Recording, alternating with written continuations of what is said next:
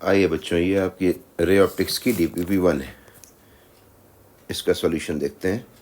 Question number 1, if an object is placed asymmetrically between two plane mirrors inclined at an angle 72 degree, then the total number of images formed is। तो आपको क्या सिखाया था? सबसे पहले एक number हासिल करिए 360/72, है ना। तो 36 10 360 36 2 72 यानी 5 आ गया। अब ये ऑड नंबर है ना। ऑड नंबर है तो ऑड नंबर में कंडीशंस होती हैं। अगर सिमेट्रिकली रखा होगा तो n-1 कर देते हैं, लेकिन ये असीमेट्रिकली रखा है यानी सिमेट्री नहीं है इसमें, यानी एंगल बाइसेक्टर, दोनों मिरर्स का जो एंगल बाइसेक्टर उस पर नहीं रखा गया, उसके इधर उधर रखा गया कहीं ऑब्जेक्ट को, तो फिर आप 1- नहीं करेंगे और नंबर ऑफ इमेजेस जो होगा, है ना, वो यही हो जाएगा 5। तो आंसर इज 5। क्वेश्चन नंबर 2 में सिमेट्रिकली रखा हुआ है आपने 72 का ही, तो n आपको मिल गया 360/72 से, ये आ गया आपका 5। चूँकि सिमेट्रिकली रखा है इसलिए 1- कर देंगे। 5 - 1 = 4। 4 इमेजेस बनेंगे। Number 3, the images between two parallel mirrors. अगर दो पैरेलल मिरर्स रखे हैं तो उनके बीच में रखा हुआ कोई भी ऑब्जेक्ट होगा उसके इनफाइनाइट इमेजेस बनेंगे, क्योंकि n = 360/0, दोनों मिरर्स के बीच का एंगल 0 है, इनफाइनाइट आ जाएगा है ना। और एक्चुअली होता ये है कि यहाँ पर जैसे ये ऑब्जेक्ट रखा है तो इसका ये m1 जो है वो इमेज बनाएगा पहले, है ना, फिर m2 के अंदर बनेगा, फिर ये इसका फिर बनेगा इधर, फिर इसका फिर बनेगा इधर, इस तरीके से ये बनाते ही चले जाएंगे। ठीक है, तो इमेजेस बहुत सारे बनते जाएंगे दोनों मिरर्स में, बस ये कि उनकी इंटेंसिटी ग्रेजुअली कम होती जाएगी क्योंकि वो नंबर ऑफ रिफ्लेक्शंस ज़्यादा होते जा रहे हैं, है ना। तो ये वाला ब्राइट होगा, उसके बाद इसकी इंटेंसिटी कम होगी, इसकी और कम होगी, ऐसा।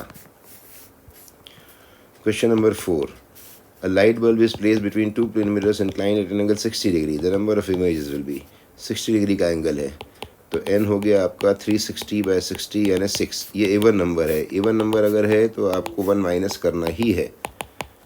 5 इमेजेस। ठीक है।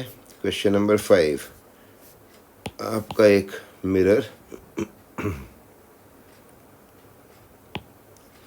a plane mirror is approaching you at 10 centimeter per second. You can see your image in it. At what speed in centimeter per second will your image approach you? है ना। Question number 5, अगर आपका mirror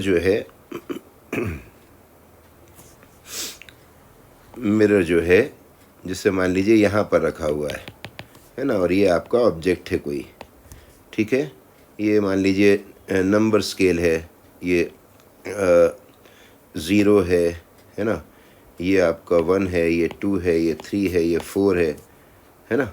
इस तरीके से यहाँ पर 1 2 3 4 इस तरीके से। अगर मिरर आपका मान लीजिए एक प्लेस लेफ़्ट साइड आता है, यानी यहाँ से ये यहाँ पर आ गया, ठीक है, तो देखिए इमेज में क्या चेंजेस आएंगे। इमेज में ये चेंजेस आएंगे कि पहले आपका इमेज कहाँ पर बन रहा था, ये ऑब्जेक्ट यहाँ से 1 2 3 4 पे था, तो इमेज भी बनेगा 1 2 3 4 पर, यानी ये इमेज पहले यहाँ बन रहा था मिरर से उतना ही डिस्टेंस पीछे। अभी मिरर यहाँ पर आ गया है, मान लीजिए 1 सेंटीमीटर आगे आ गया है, ऑब्जेक्ट यहीं पर है। अब मिरर से ही कितना आगे हो गया, 3 1 2 3, तो अब इमेज बनेगा 1 2 3 यानी यहाँ पर। ठीक है, तो इमेज को देखोगे ध्यान से तो इमेज आपका 2 सेंटीमीटर आगे आ गया है। तो अगर अब यहाँ से आप ये याद रख सकते हो कि अगर मिरर मूव करता है vm की वेलोसिटी से, तो इमेज मूव करता है 2vm की वेलोसिटी से। Velocity of image is equal to 2vm। उसी डायरेक्शन में लेफ़्ट साइड मिरर चला तो मिरर इमेज भी आपका लेफ़्ट साइड ही चला। ठीक है, तो इसका यूज़ करके हम इस फॉर्मूले का यूज़ करके हम वेलोसिटी ऑफ इमेज निकाल सकते हैं। वेलोसिटी ऑफ इमेज हो जाएगी 2 × vm। मिरर है आपका 10 सेंटीमीटर पर सेकंड से चल रहा है, तो 20 मीटर पर सेकंड ये आपकी इमेज की वेलोसिटी हो जाएगी। ठीक है, तो आंसर होगा 20 मीटर पर second. Question number 6. It is desired to photograph the image of an object placed at a distance of 3 meters from a plane mirror. है ना, एक आपको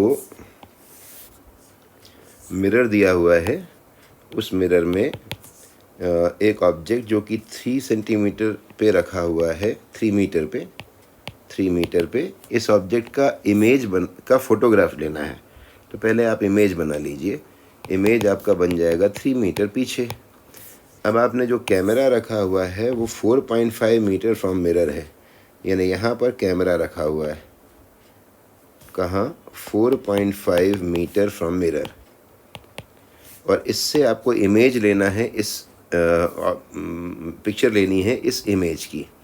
तो इमेज से देखिए डिस्टेंस कितनी हो जाएगी, यहाँ से डिस्टेंस कैमरे की कितनी हो जाएगी, ये डिस्टेंस, क्योंकि यहीं पे फोकस करना पड़ेगा आपको। कैमरा यहाँ लगा हुआ है और इसका पिक्चर लेना है इमेज का। तो 4.5 ये हो गया और 3 ये हो गया, तो टोटल डिस्टेंस कितनी हो गई जिसमें फोकस करना पड़ेगा उसको? 7.5 सेंटीमीटर, 7.5 मीटर। आपका आंसर है 8th। A man 180 centimeter high stands in front of a plane mirror. His eyes are at a height of 170 metre. ये आपका एक पर्सन है जिसकी आईज़ जो हैं वो आपकी यहाँ से 170 सेंटीमीटर पे हैं और उसकी टोटल हाइट जो है वो 180 है। ठीक है।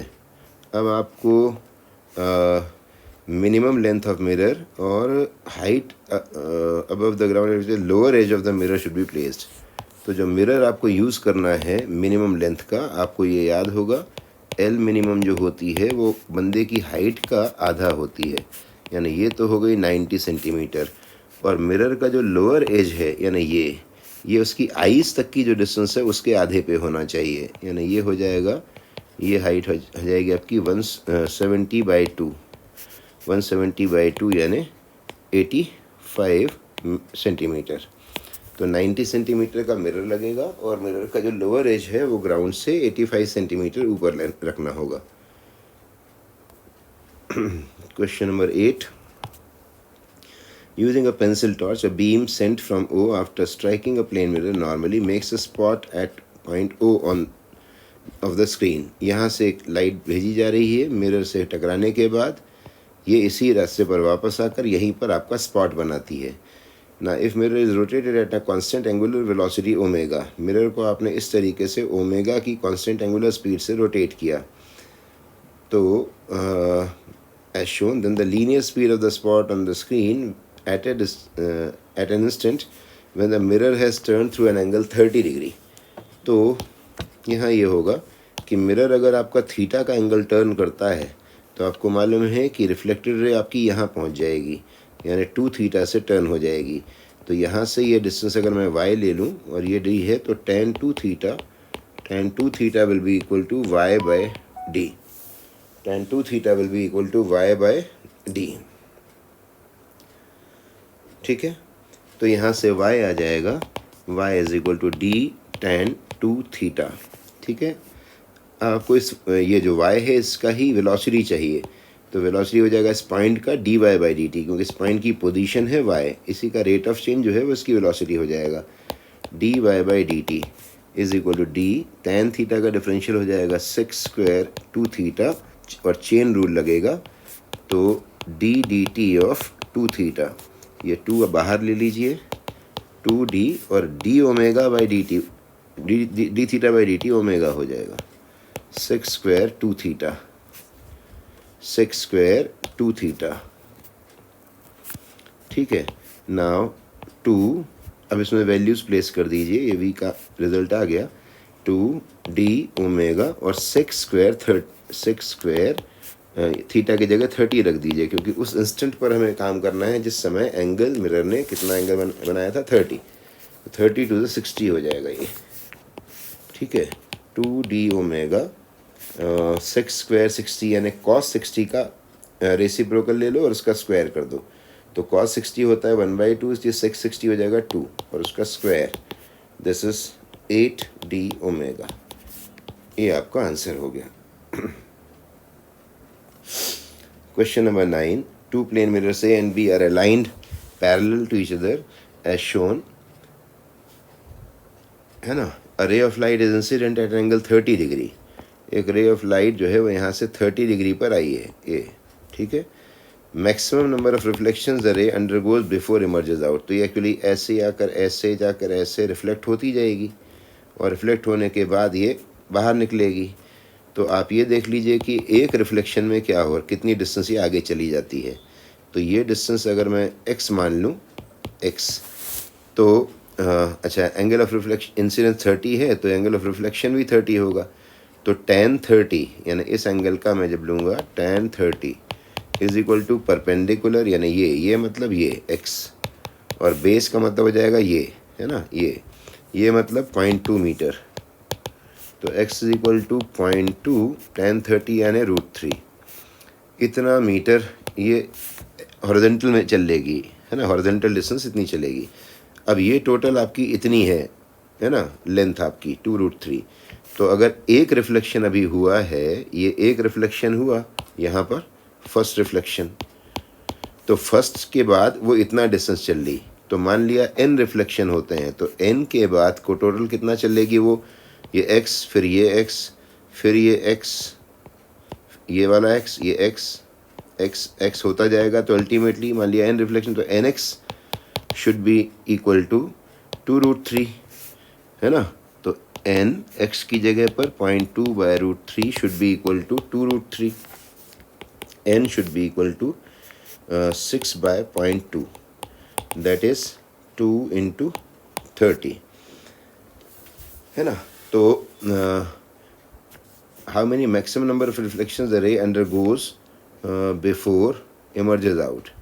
अब इसमें क्या है, 30 तो ये हो गया, है ना, और 30 ये जो ये वाला पहला रिफ्लेक्शन है, पहला, है ना, पहला रिफ्लेक्शन जो है आपका, ये जो आपकी डिस्टेंस आई है है ना, ये आपका पहले रिफ्लेक्शन के बाद x चला है ये डिस्टेंस, फिर अगले के बाद ये चला है. तो 3 रिफ्लेक्शन हो चुके हैं तब जाके 2x चला है ना.